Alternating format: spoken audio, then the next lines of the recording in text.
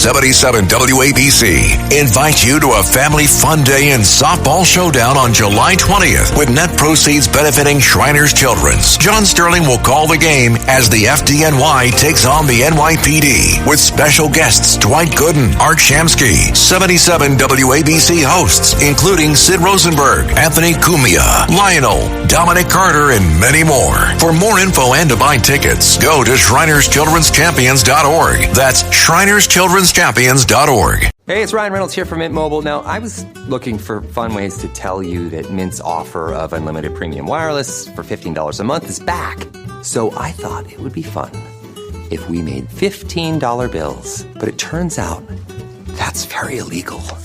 So there goes my big idea for the commercial. Give it a try at mintmobile.com/switch. Upfront payment of $45 for 3-month plan equivalent to $15 per month required. New customer offer for first 3 months only. Speed slow after 35 gigabytes if network's busy. Taxes and fees extra. See mintmobile.com. Always look to the sky. The Dr. Sky Experience is on the air. 77 WABC. Now, here's Dr. Sky. 6 minutes after the hour, ladies and gentlemen, thank you for continuing with us on this very unique experience, as you tell us. The Dr. Sky Experience, in its regular formats, talks with you, not at you, about the great subject of astronomy, space, aviation, weather, celebrity guests, and as you heard in our previous hour, our dedication to stories of American exceptionalism. You can get in touch with us in the 4 types of conversation. We prefer dialogue. That number's 1-800-848-9222, 1-800-848-9222. Email me if you have guest suggestions or any other questions or comments. I pledge to answer all of those as soon or thereabouts as we get them. The email, drsky, D-R-S-K-Y, at WABCradio.com. And please continue to tell friends and neighbors about our podcast archive, where you can download many of the previous shows, a great service for the listeners. That's available at WABCradio.com or RedAppleAudioNetworks.com. And thanks to our helmsmen, Bill and Tony, that are navigating this powerful signal of WABC to you, the nation, the world, and I'm sure maybe out even to the cosmos. We continue to talk about those subjects that are more near and dear to our heart as far as when we talk science. We'll be talking in just a moment with a gentleman who knows so much about the world of aviation. His name is Bill Yenne, an author, historian, and book producer. Bill Yenne writes, and I quote, with cinematic vividness, a quote, of course, from the Wall Street Journal. Who is Bill Yenne? He's the author of more than 36 nonfiction books, as well as 12 novels. His work has been selected for Chief of Staff of the Air Force Reading List, and he's the recipient of the Air Force Association Gil Rob Wilson Award for the most outstanding contribution in the field of arts and letters as an author whose works have shaped how thousands of Americans understand and appreciate air power. Aviation historian Colonel Walter Boyne, formerly director of the National Air and Space Museum, complimented Bill Yenne's master storytelling, while Roger McGrath of the Wall Street Journal, as I mentioned before, talks about Mr. Yenne with cinematic vividness. Mr. Yenne has contributed to encyclopedias of both world wars and has appeared in documentaries airing on the History Channel, the National Geographic Channel, C-SPAN, German television, NHK, Japanese television, and, of course, so much more. Bill Yenne, good morning. Thank you for staying up with us and appreciate you being on the Dr. Sky Experience. How are you this morning? I'm doing well, and I'm very much appreciative of you having me back on with you. Well, I appreciate you, sir, and just in case people may not know, for years we were doing a different type of archive where we would just chronicle so many of the stories that I feel are so important in these realms, from the astronauts who went to the moon to so many others. And throughout this hour, we may actually hear, Bill, some of the voices of some of these interesting aviators. And one of them that I was so proud of to interview before he passed was, of course, General Chuck Yeager, as you know so well, the first man to fly faster than the speed of sound a long time ago in an interesting story. And, of course, so many others, like Burt Rutan, who flew around the world in that beautiful little aircraft with Gina Yeager. This amazing flight. Imagine being around that in that little skinny fuselage flying around the world. But, Bill, what I wanted to highlight here, and many people may not know this, a little more of a discussion of what's happened here in America. About a week almost to the date, we find out that the United States military does a deep insertion penetration with these very heavy very unique penetrating bombs that go deep into the earth with our B-2 Spirit aircraft. Talk a little bit about that aircraft, because many times in the media, they think these things fly by remote control and they look like drones. They're nothing like that. So a little bit of history, if you don't mind, about the B-2 Spirit. I find it great. Well, the B-2 is it's kind of a 21st century airplane that existed in the 1980s. It's definitely not a drone. It's got a wingspan of 172 feet, and it's a big flying wing. It has no vertical tail surfaces, and from the front it looks like a UFO. And it sure does. It's a stealth bomber. Stealth bombers were that was a buzzword back in the 80s. Now it's taken for granted that aircraft have stealth characteristics, which means that they can avoid radar. But it was one of the pioneers in that field. It's like several of the airplanes in the U.S. arsenal, it has intercontinental range. With aerial refueling, it can fly anywhere. Like you said a week ago, 7 of them flew all the way from Whiteman Air Force Base in Missouri to various locations in Iran and back, nonstop, with aerial refueling. So it's got an extreme range, and it carries these interesting weapons. It's the GBU-57, which is the acronym for it is MOP, and that stands for Massive Ordnance Penetrator, and it's a sister weapon to the JBU-43 Moab. You might remember the Moab, which stands for Massive Ordnance Air Blast, but most people call it the mother of all bombs. So I guess you'd call the GBU-57 the father of all bombs. Yes, and in the same family, right? Yeah, we're looking at 20,000 pounds of explosives for the Moab and almost 30,000 for the MOP. Yes. So it's a very heavy weapon, and as you mentioned, it's a penetrator, which means that it goes below the surface and explodes deep inside the ground, and leaves no crater, because the explosion takes place underground and everything just collapses into the hole. So it looks just like a rolling hill when it's done. There's no crater. That's right. And Bill, those things are so incredible. And I've done a little research here, and I'm just adding to the conversation here. Of that 30,000-pound airdrop, device that's guided by GPS, it has almost 6,000 pounds of explosive ordnance. So not only, as you described correctly, can it penetrate deep inside this over-fortified or fortified area inside Iran, where they're allegedly, I guess it's beyond allegedly, refining uranium for weapons-grade potential above 60%. Yep. That's incredible. So it has an incredible, look at whatever those pictures were. I think, they're very few, but it sure looks like they blew the damn place to smithereens, don't you think?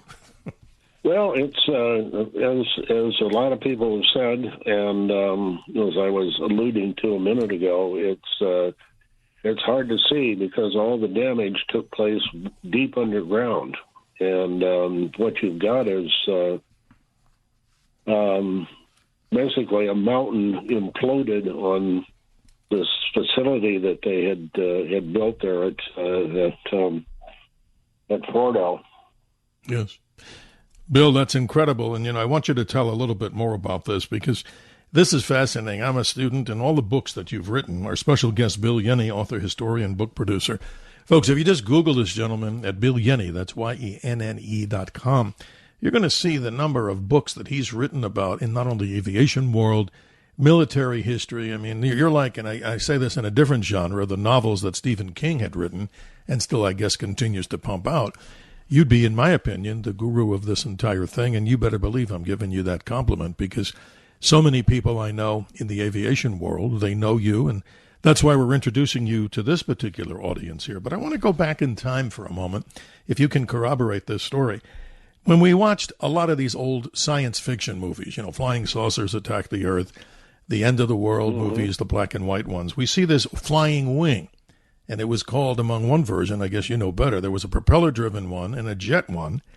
But am I correct in assuming that on one of those YBs, I don't know if it was the 49, the namesake of Edwards Air Force Base is due to the fact that that test pilot died in one of those early flying wings. Am I somewhat correct in this, if I'm telling this story? You are absolutely correct. The guy's name was Glenn Edwards, and he died in the crash of a flying wing. And to tie all of this together, the XB-30s, well, it was the XB-35, and then the service test version was the YB-35. It was a propeller-driven aircraft. Then the B-49 was the jet-propelled version of basically the same thing, and it all came from a designer and aircraft company owner named Jack Northrop.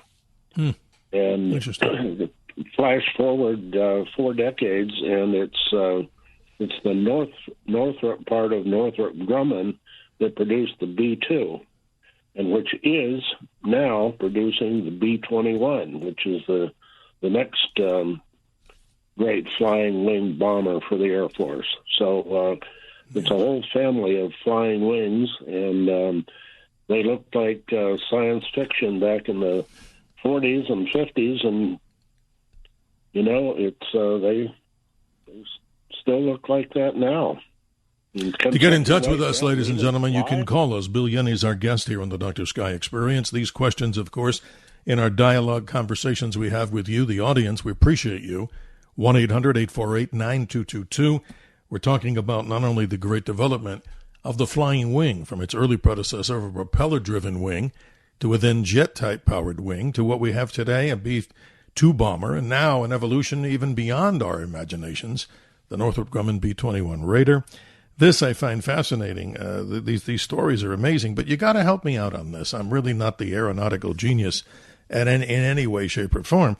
But in the simplest way, for people who don't understand flight, how the heck does a flying wing fly when you're not seeing a vertical or horizontal stabilizer like you see on most airplanes? And especially if you're a private pilot out there, you get it. But for the rest of us, we're students.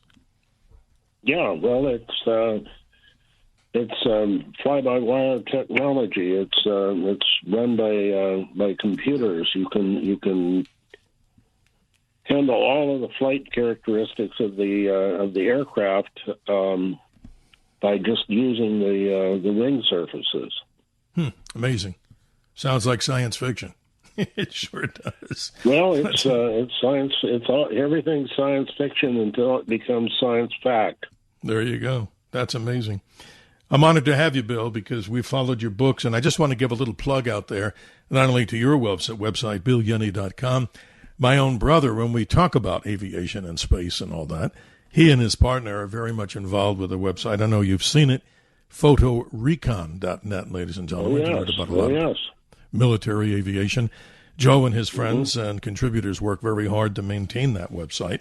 So I wanted to mention it because I'm sure out there, I'd be amazed if we didn't have big fans of not only military history, but aviation like this. But going back just for a few moments with the B-2, I've understood that there were 21 of these manufactured, and the amazing price bill is around $2.13 billion a piece in the old days. Yeah, well, the thing that they said about the B-2 when it was first being born, when the first ones were rolling out of the factory down in Palmdale, they said this airplane is worth its weight in gold.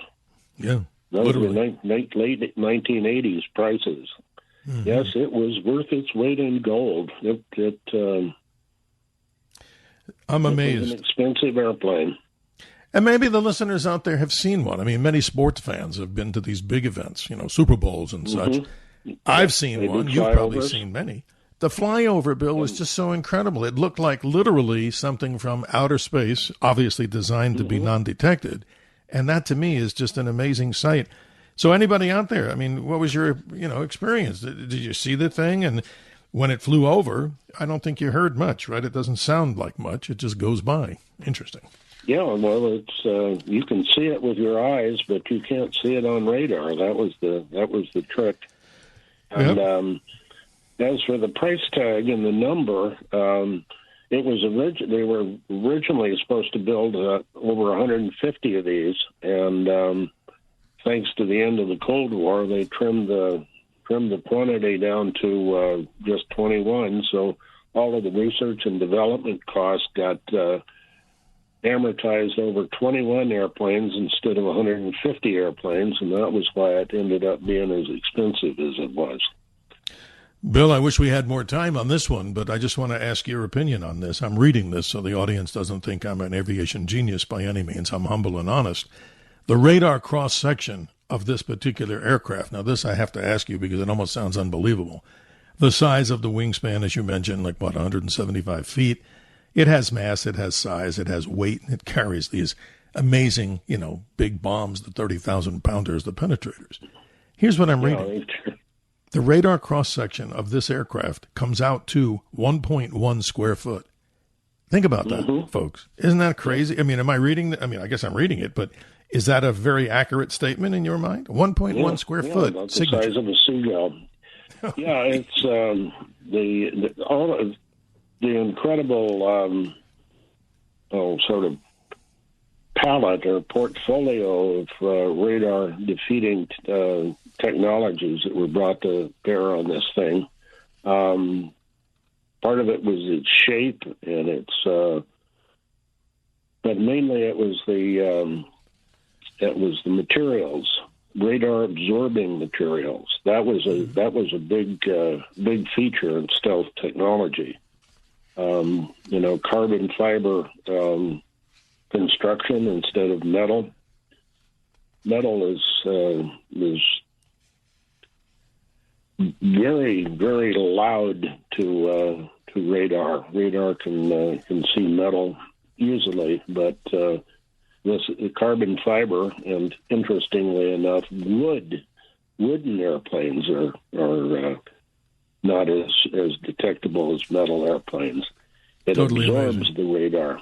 Yes, but there's a lot of things in the basket of stealth technology. But it's an amazing thing, and we're talking about we're talking about 45 years ago.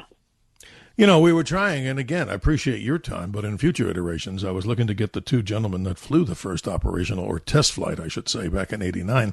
And I imagine, I haven't checked, and all due respect to their families, I don't know if they're still alive, but I'm trying to do that as an extra, in addition to what we're talking with you about, and value your contribution as a person who does. Their contribution would certainly dwarf mine. No.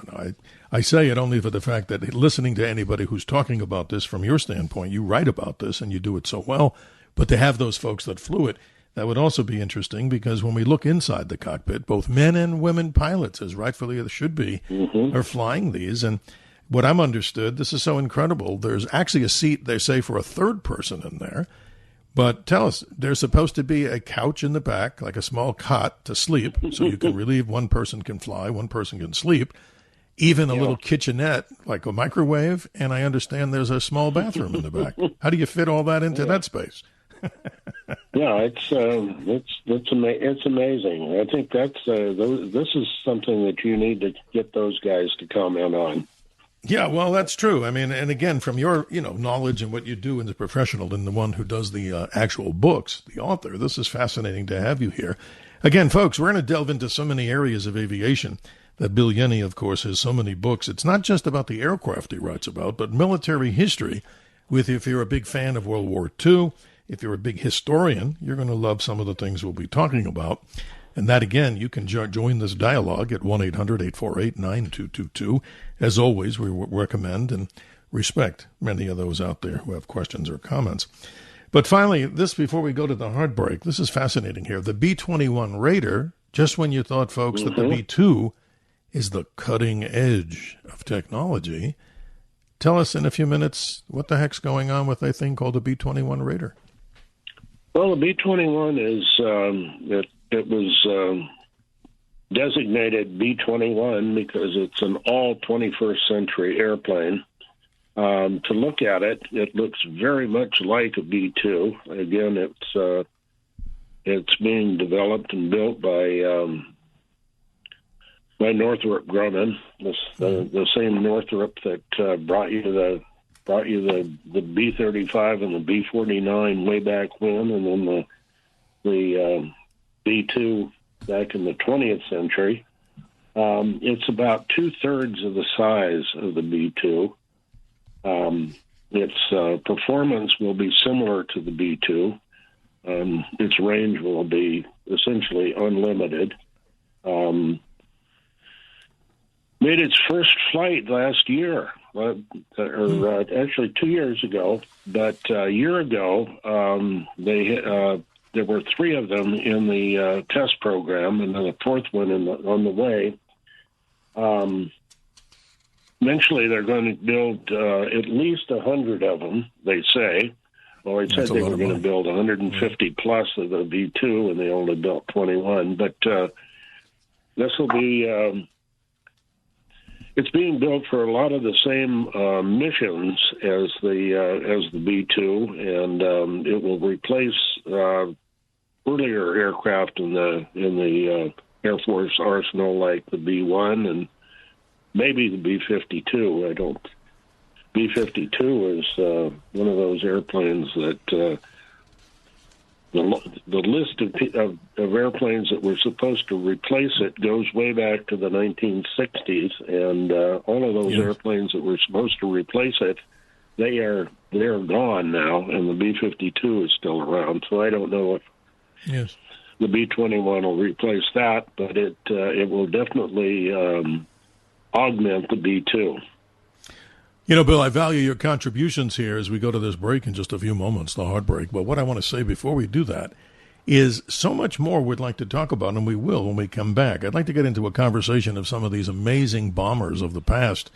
Maybe there's many listeners, of course there are out there, who flew these particular aircraft, and I'm appealing to people who might have been involved in any facet of aviation with the great B-36 bomber, the B-47, the iconic B-52, and let's not forget, Bill, another aircraft that I'm so enamored by. I've seen it at air shows, and I had to plug my ears twice because the B-1, as they call it, the bone, the swing wing bomber, the 4-engined aircraft, when it lights up those afterburners, it looks like blue flame coming out of a stove. And now we're talking about the B-2. So, folks, you probably have some interesting stories and, your own experiences in the Air Force with some of these amazing bombers with our very special guest, Bill Yenne, author, historian, and book producer, so much more, BillYenne.com. Bill, just in about a minute, give us any one book that you feel so proud of all the books you've written, and quickly tell us why. There's so many. Well, I would. It's like trying to name your favorite grandchild. Okay. But I get that, right. I think so many. Right. We've talked a little bit about my recent book about the 8th Air Force that it was published by Osprey last year. It's about the 8th Air Force airmen who were shot down over Europe during World War II. Most of them who were shot down died. Almost half of them were captured, but there was a thin sliver of that number who managed to escape being captured. And this is a book of stories about 40 individual men with various experiences during the war. You say it so well, Bill Yenne. That comes up to the hard break here at the bottom of the hour. Yes, ladies and gentlemen, still time in our dialogue. You can get in on the conversation, 1-800-848-9222. Our very special guest at the top of hour number 2 as we talk about these great mysteries and things that have gone on from aviation history. I'm sure you're interested, as we are here.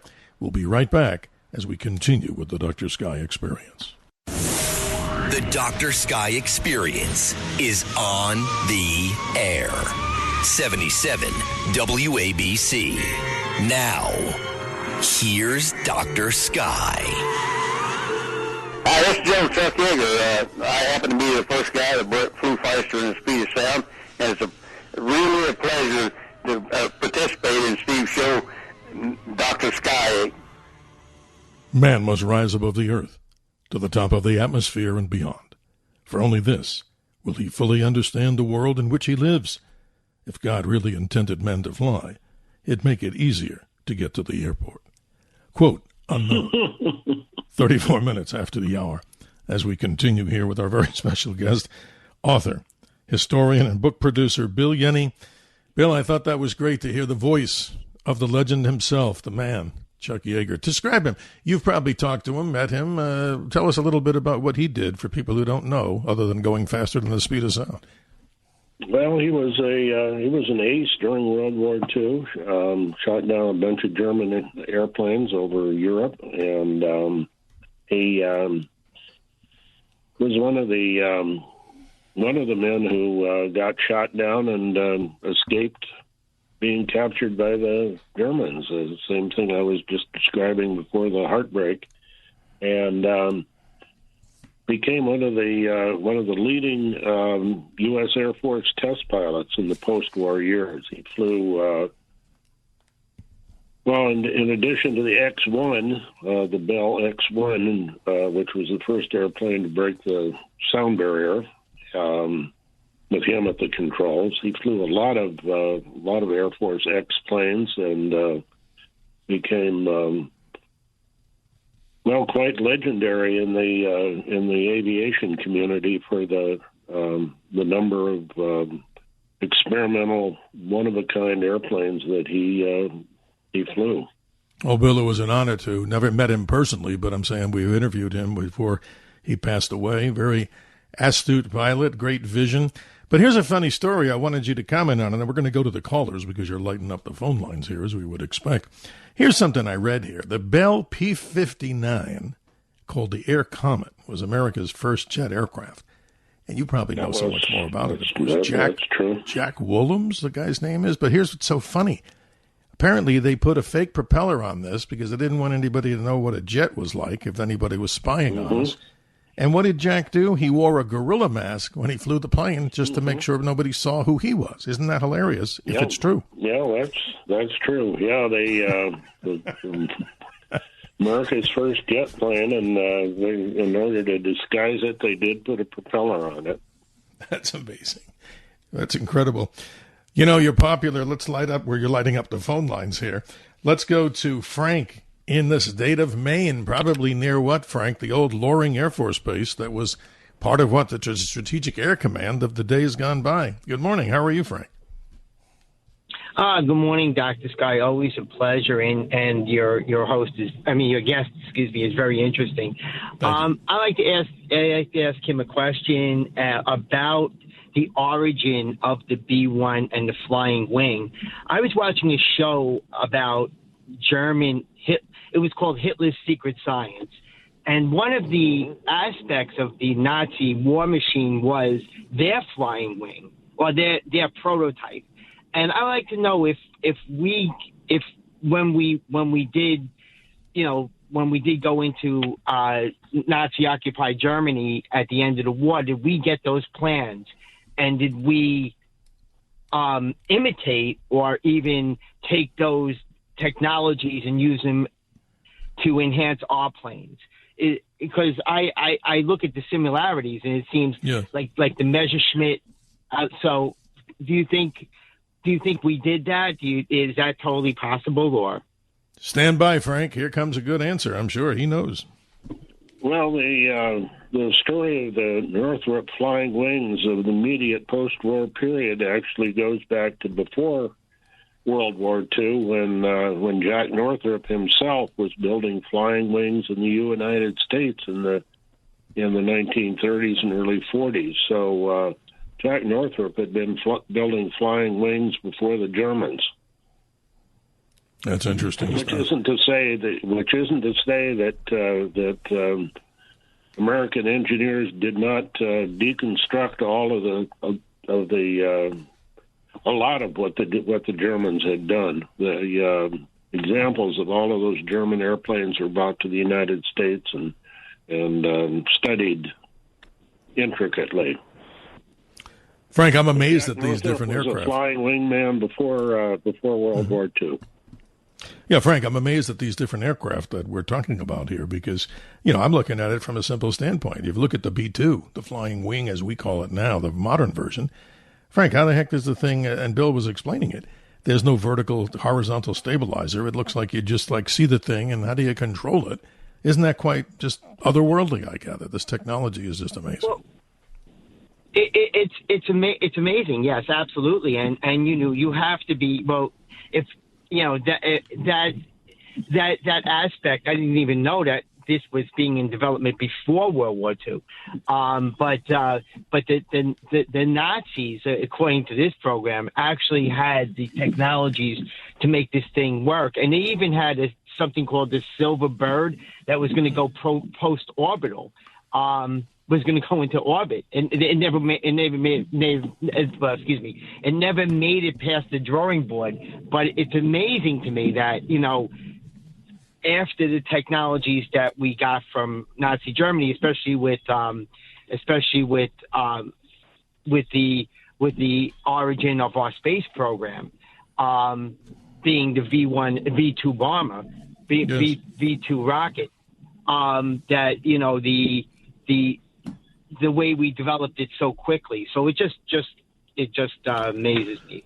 Well, it is, Frank. And one of the things, Bill, you probably have so much more of a line on this. I thought the Germans, the Nazi period of time, when they developed something called the Sanger, which was their orbital bomber, if they got the atomic bomb, it was probably headed to New York City, right? Well, the guy who designed it, and your caller is correct that it was called the Silver Bird, and the guy who designed it, his name was Sanger, and the idea was to launch this thing horizontally from Germany, and this was not a flying wing. It was a space plane that looked a lot like the space shuttle. To launch it from Germany, and it would fly into space, and it would actually orbit the Earth, return to Germany, and while it was orbiting the Earth, it would drop weapons or bombs on the United States. And amazing. It was a very advanced project, and there was nothing quite like it until the space shuttle. Totally amazing. Frank, you get the last word as we move on here. I'm sorry to cut you off, Bill.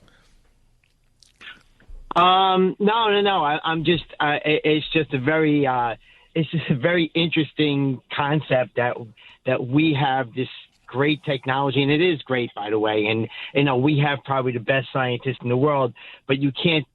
And I hate to say you can't take away from Nazi Germany because they were a bad regime, period. But their scientists and their physicists and their architects of the planes itself were amazing to me. And to take that technology and use it to our advantage is incredible. And I just the similarities were just overwhelming. Frank, I appreciate you always calling into the Dr. Sky Experience. Thank you for being part to make the show move along with good commentary, good questions, excuse me, and observations that we have out there. And just a little addition when we come back from the break here in just a moment. I'd like to talk with Bill about this gigantic bomber of the days gone by. I built the model one time, and it was just so big in 72nd scale. I think my mom at the time told me to either get rid of it because the wingspan was so big it couldn't fit hardly into the room. But up there in your area, Frank, the Air Force Base known as Loring Air Force Base, we're going to talk with Bill Yenne about the B-36 bomber, part of the Strategic Air Command. That's an amazing example of what? Just military technology. And the short version, Bill, isn't that just an incredible airplane of days gone by? The B-36, my goodness, what a bomber. It was an amazing airplane. I had a chance to crawl through one, and not while it was in flight, unfortunately, but many years after it was grounded. And it was just massive thing. Totally incredible. We'll be back here with our very special guest, Bill Yenne, author, historian, book producer, and you, ladies and gentlemen. And thank you, Frank in Maine. Still time to get in on the conversation. You have curiosity about what we're talking about, and who wouldn't? 1-800-848-9222 as we move to the top of hour number 2, ladies and gentlemen. And if you have questions for other guests that you'd like to hear on this archive from these realms, particularly astronomy, space, aviation, and weather, email me with your questions and comments in general, too, at drsky@wabcradio.com. We'll be right back. The Dr. Sky Experience is on the air. 77 WABC. Now, here's Dr. Sky.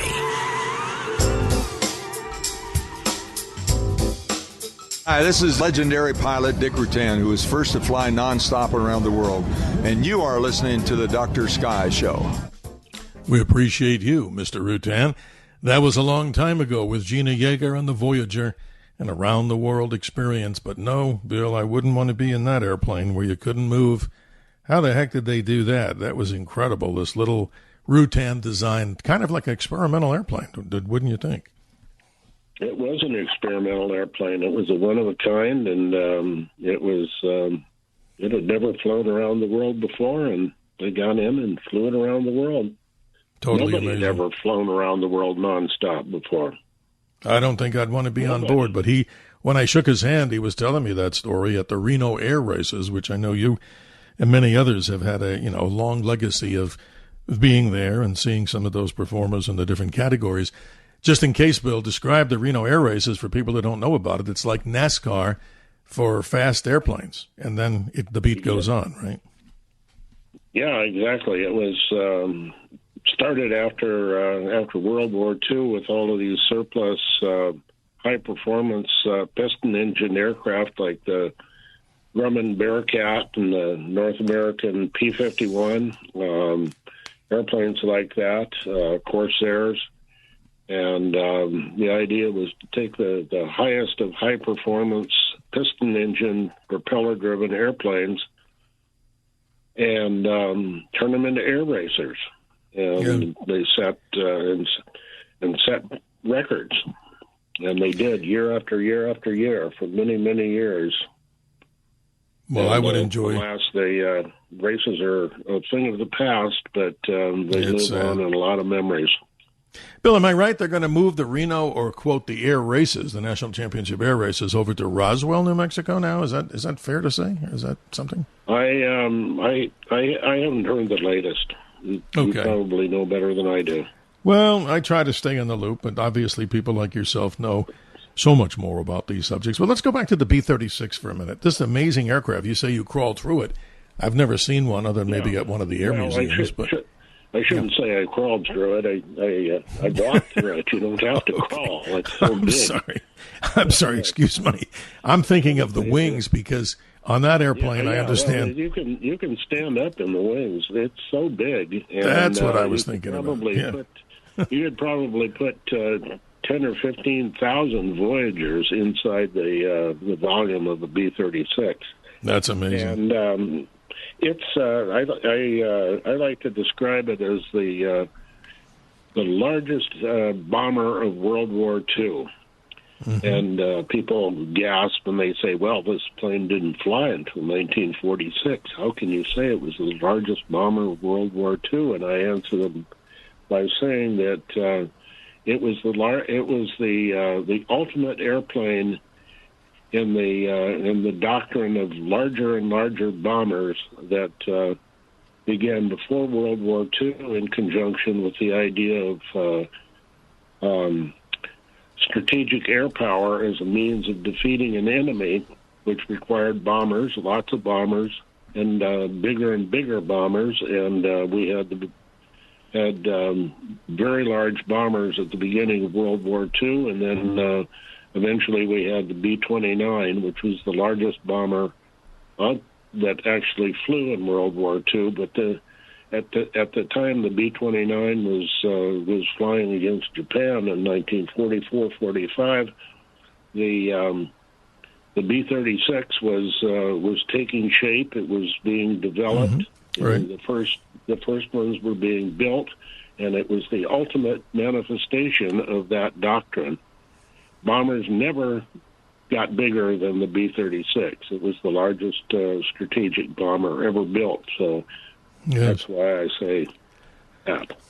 Well, there's a guy that I would love to have met, General Curtis LeMay. That guy, boy, I'll tell you one thing. I liked his attitude, and he was responsible for so much of what happened with the firebombing of Japan. And, boy, you probably, in today's world, I think they'd have a hard as hell time trying to not convince this general to go out and fulfill these missions. He was a little less, he wasn't politically correct, but boy, he sure got the job done if you had to do it. I got to know him real well. I co-authored a book with him back in the 80s. And, he was quite an amazing character. He would, he told it like it was. There was there was nothing political about him. He was very direct and very much to the point. And as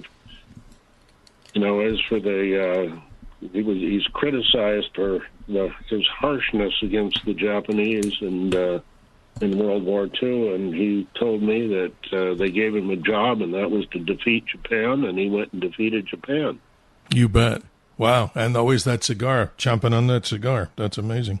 Yep. Let's go to the callers, Bill. We got these lines lighting up here as we would expect. Nick Mick in Ohio. Good morning. You're on with author, historian, and book producer Bill Yenne. How are you this morning? Good, Dr. Scott. How are you? And Mr. Yenne, name's Nick, sir. By the way, but you were close. I was just calling. I know it seems to be bombers are in vogue right now, and I just had a little experience with a couple in my lifetime. I worked for about a quarter of a century at GE Aircraft Engines in Cincinnati, and I wanted to talk a couple of things here. I guess one was the XB-70, the experimental bomber that never quite got into service but had an interesting history. The other was the B-58 Hustler, and I think it was interesting that not too far from here at what was Bunker Hill Air Force Base in Indiana, they had a broken arrow incident. They had a crash of that aircraft that had a live nuclear bomb on board, or underneath, actually, I believe. So just those two incidents, I wondered if there might be some history out there. I've seen a lot online, but if there are any books written about either one of those aircraft. Thank you for your call. You'll have to take the answer off air because we're trying to get to some other callers. But, Bill, boy, that gentleman knows his stuff, and appreciate your service with GE engines. Those are two important airplanes in aviation history because they were at the other end of this spectrum of bigger and bigger bombers, and then after that it was faster and faster bombers, and that was the B-58 was supersonic. The XB-70 was 3 times the speed of sound, and they were faster and faster, and that was going to be the doctrine of the 1960s. And again, it changed, and both of those airplanes, with all the B-58 was in service and taken out of service. The B-70 was in prototype and test flight, and it was never put into production. Yes, it's amazing. Thank you for the question, and we move on, Bill. We have one more caller. Hopefully we can get these callers in before the clock runs out. Let's say good morning to Brian near the famous Travis Air Force Base in California. Good evening, and how are you today? Good morning. I've read a lot of Bill's books, and they're fabulous, and I would encourage your listeners to go online or otherwise find them on Amazon or whatever. But my question for Bill really is the development of stealth and these other aircraft are done in a way that has to outpace our adversaries. And I happened to be chatting one time with a retired colonel who worked out of Area 51. And, that's obviously a place that has a lot of mythology around it. But he used to laugh about reading articles about flying saucers when they were actually testing stealth aircraft and everything else. I'm curious what Bill's thinking is about how we stay ahead of our adversaries and developing these magnificent planes like the B-2. Brian, thank you for your concerns. Bill, spot on here, a person who loves your work, and the question that you would like to respond back or the comments. Well, Brian, the interesting thing is that today, as we're moving into sixth generation stealth fighters, jet fighters, they're all stealth now. The United States is actually slipping a little bit behind the Chinese. We do not yet have a sixth generation fighter in service or even in test flight. We're working on it. But just this year, the Chinese have rolled out and are test flying stealth fighters, sixth generation stealth fighters. So yes, the rest of the world is not only nipping at our heels, but slipping a little bit ahead of us. It's amazing, Brian. If you're still with us, you get the last word as we almost wrap up the hour. Go ahead, sir. Well, thank you very much. Again, Bill Yenne's work is something you have to get a hold of. And absolutely, I appreciate That's it. what we love him. Brian, thank you for being out there calling us in from Travis Air Force Base or there at the environs there. We appreciate that. Bill, time, of course, the clock rules. No apology. Everybody understands that. And I just want to remind everybody that your website, Bill Yenne, that's YENNE.com. We only scratch the surface, Bill, and I hope we'll do this again to talk more about your military history books. So many. I mean, if you can give us a count, approximately how many books are you the author of? Just give us a rough count, I'm sure you know. Oh, it's pushing 100. Oh, geez, wow. That is incredible. And my brother, who might be listening, Joe of photorecon.net, again, a nice plug for his and his team that put together this great aviation website, as you also like. That, of course, is something that everybody out there, I'm sure, would like to know about. But, Bill, that's amazing, and hopefully we can get into a deeper conversation, that is, if I can speak correctly here, about these military history books that are so important because, again, everybody knows this, and we're very proud to talk about it, American exceptionalism. Why we have freedom, ladies and gentlemen, is because people did things to give us the opportunity to have what we call freedom. No doubt, Bill, of course, the understatement of the year. But more and more young people, I think, many of them are interested. We like to promote the military services. And, hey, if you're young out there and you're listening, maybe a career in what? The entire Space Force would be an also cutting-edge bit of technology force. What say you? I think that's a great future for the right people. You bet. And Bill Yenne, thank you. I think we're lucky to have you.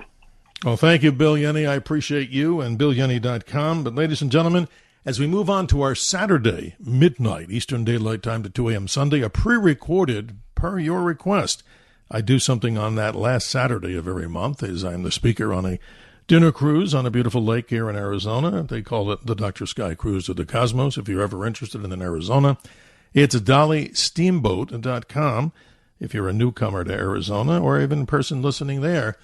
That's what we do, but a pre-recorded interview, a replay as they call it, with a very special guest, Don Iles. We were so impressed with him per your requests and emails that we'll replay Don Iles for 2 hours on the Apollo software development when he was just a young 22-year-old at MIT. Bill Yenne, thank you for joining us, and God bless you. And God bless America and all the listeners out there. Have a beautiful weekend as we come up, ladies and gentlemen, less than 7 days to America's 259th birthday.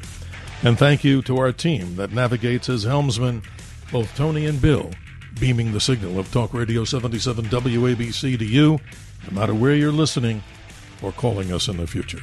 Have a good morning.